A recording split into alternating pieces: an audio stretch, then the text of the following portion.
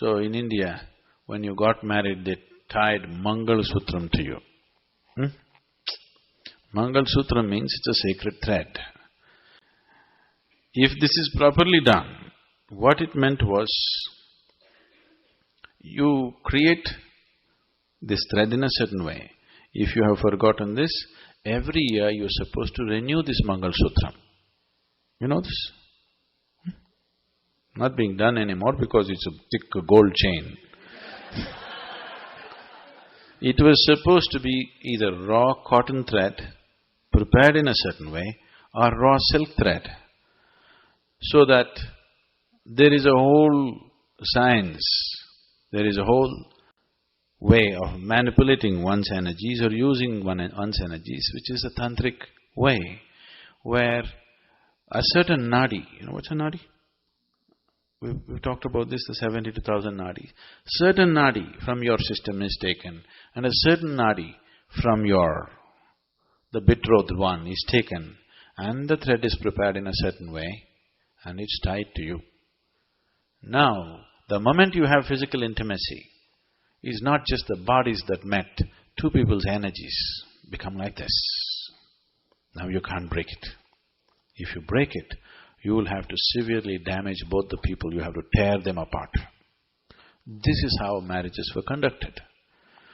They got them married when they were very young, 8, 9, 11 years of age, they got them married, but they tied them up in such a way, it never occurred to them that they need to look elsewhere. It never occurred to them. This may look horrifying for today's mind, but I want you to know the stability of that gave them such power that they could focus on their lives to do what they want to do, because there's no such thing as emotional insecurity.